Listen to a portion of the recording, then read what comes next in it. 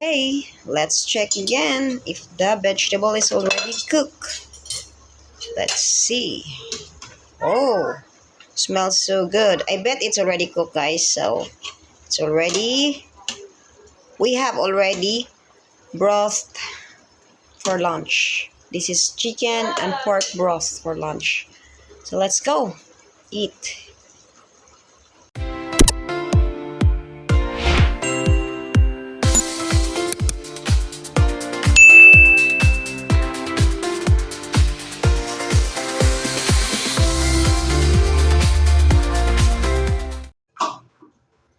Hello, what's up? Good morning, everyone. Good morning, good morning, good morning. So, let me introduce myself. This is Dexel, and from the real life in the provinces of the Philippines. So, let's go cook together our lunch. Okay, I have here already. I prepared the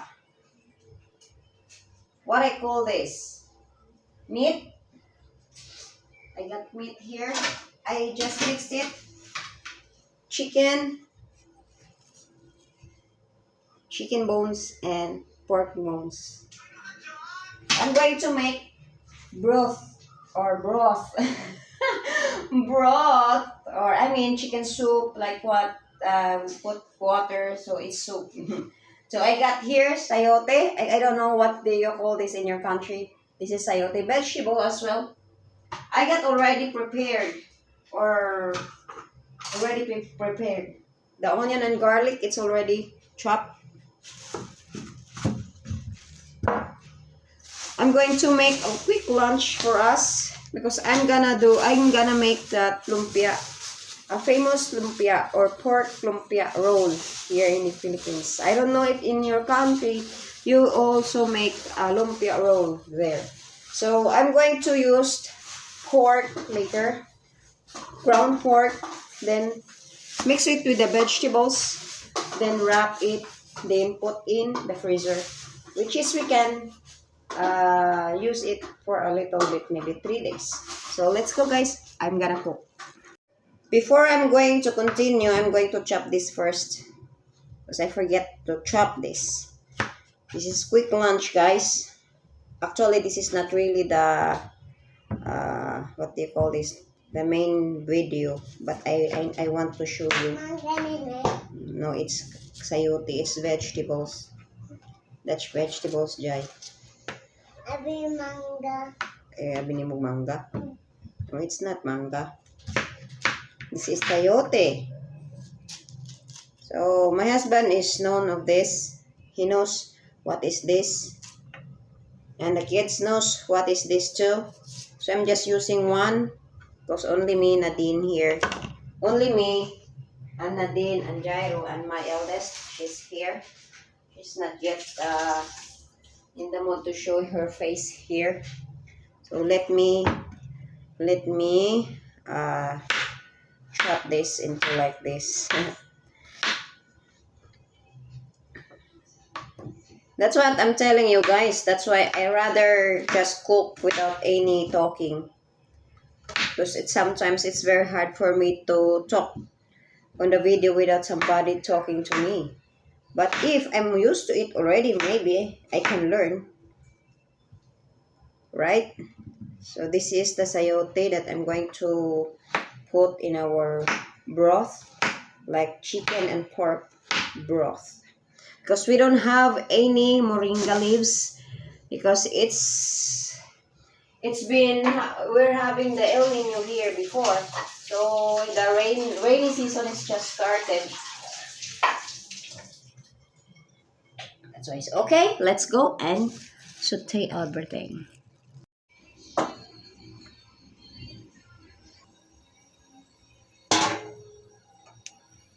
So now let's put the oil. I used to put little oil. So let the flame little low. It's too high because I'm using the casserole very thin. Just like that. Then now let's put the garlic. garlic. Next, let's put the onion. Saute the garlic and onion. So anyway, guys, I'm just using the low heat or low flame because I'm using the casserole. It's very thin. Next, let's put the ginger. It's because we don't have available lemongrass. That's why I'm using ginger. So let's saute the onion, garlic, and ginger until it cooks. So guys, I only put little oil on it. So I don't know if you all are familiar of chicken soup, chicken or pork soup. So this is my version, guys. So let's put the pork and chicken. Because it's already burning, let's put this.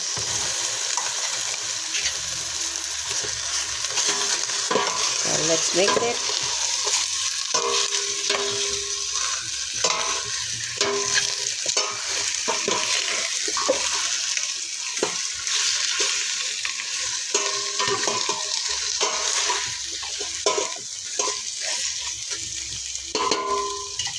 And wait a minute again.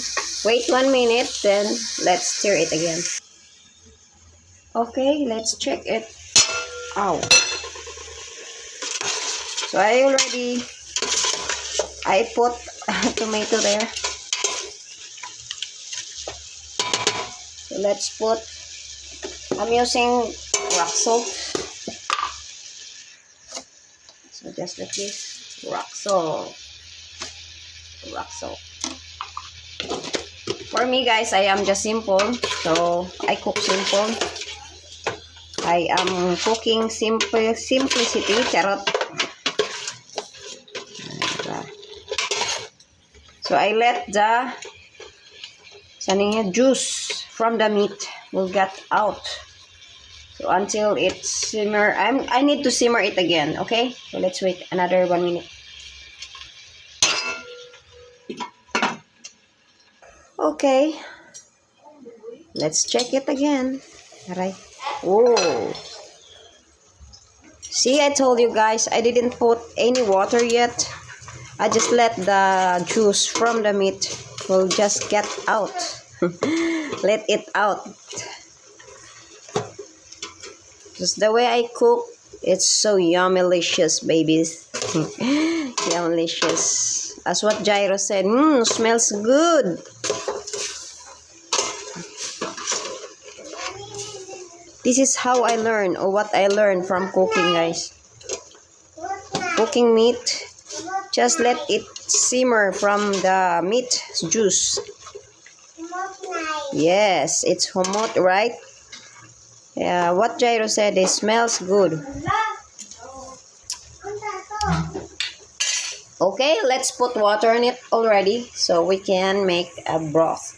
So I'm gonna boil this for, I think, 35 to 40 minutes until the meat are all tender. Okay, put water out. Water. Another 1 glass of water. I put 2 glasses like this big. So, then let's mix it. Look at that, guys. How so very, very delicious. Looks so yummy already. So let's put the lid. Oh, it's hot. Then simmer it 45 minutes. Okay. Okay, let's check. Oh, it's really boiling, guys. This is good for the rainy season, which is always raining right here, right now. So by the way, I bought one whole piece of chicken in the market. Oh, it's not me bought it. It's my youngest daughter. I asked her to go there in the market and buy that whole chicken. Then half kilo of pork because I'm going to make lumpia roll later. So this is it. I chop it. Then I just remove the breasts from a breast chicken. Then I put in refrigerator. Then I cook the bones or the leftover bones from the raw chicken and the meat, pork meat. So that's it, guys. It's already boiling good. So it's actually raining right now. This is good for the rainy season. So let's taste it. Taste it. Oh, yummy, delicious. So I think it's good already if we're going to put the vegetable. So here we got the vegetables here. I'm going to put. Okay. This is just plain. There's no moringa leaves or any other condiments. It's just onion, garlic, and ginger. I put 2 tomatoes here. Then this one. This is so yummy already. I didn't put any black pepper on it. It just depends on you guys. If you want to eat like this, then you can cook the way you wanted. Because I cooked the way I wanted it.